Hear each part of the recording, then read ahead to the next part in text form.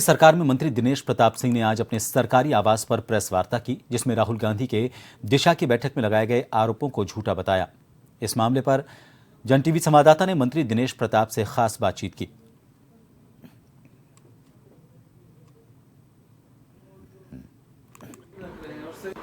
योगी सरकार में मंत्री दिनेश प्रताप सिंह हैं हमारे साथ बातचीत करने के लिए। जिस तरह से दिशा की बैठक हुई और दिशा की बैठक में राहुल गांधी अपने बयान को लेकर कहीं ना कहीं गिरते हुए नजर आ रहे हैं। वैसे बता दें कि राहुल गांधी हमेशा अपने बयानों में सुर्खियों में नजर आते हैं और कहीं ना कहीं उनके बयान जो हैं एक विवादित तरह से कभी कभी देखा जाता है। फिर से इस बार भी देखा गया कि दिशा की बैठक में राहुल गांधी का जो बयान है वो कहीं ना कहीं एक सही नहीं माना जा रहा है।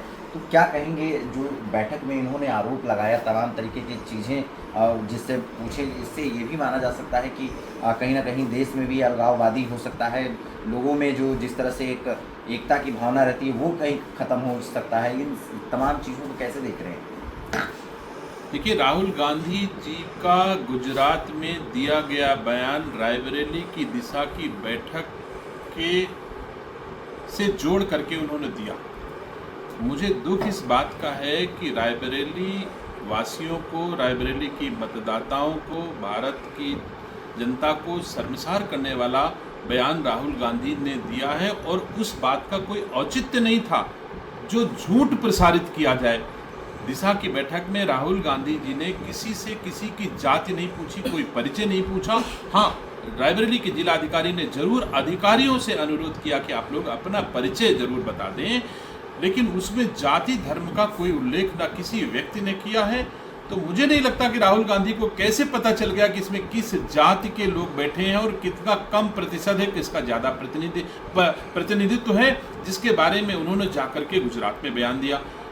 मैं स्वयं साक्षियों में बैठा था और आपके माध्यम से मैं देशवासियों को भरोसा दिलाता हूं कि उस दिशा की बैठक में सभी जातियों का समान रूप से समावेश था, सभी के प्रतिनिधि वहां बैठे थे। वैसे जाति के आधार पर उस दिशा की बैठक का गठन नहीं होता है, लेकिन फिर भी मैं कह सकता हूं कि सभी जाति के लोग बैठे थे। और अगर ये बात मेरी झूठ निकल जाए कि किसी जाति का, पिछड़े, दलित, अल्पसंख्यक, अगड़ों का वहां पर समन्वय नहीं था, तो मैं आपके माध्यम से कहता हूं, मैं अपने सभी पदों से इस्तीफा दे करके राजनीति से संन्यास ले लूंगा अगर उस दिशा की बैठक में कोई जातीय असंतुलन ना हो तो। मंत्री जी, एक जिस तरह से जाति समीकरण को एक तरह से देखा जा रहा है कि विपक्ष साध रहा है और लोकसभा चुनाव में उनको लग रहा है कि कहीं ना कहीं उनकी जो थोड़ी जीत हुई है तो उसको लेकर ये अब सोच रहे हैं कि उत्तर प्रदेश में जाति समीकरण को साधा जाएगा तो इससे इनकी जीत हो जाएगी।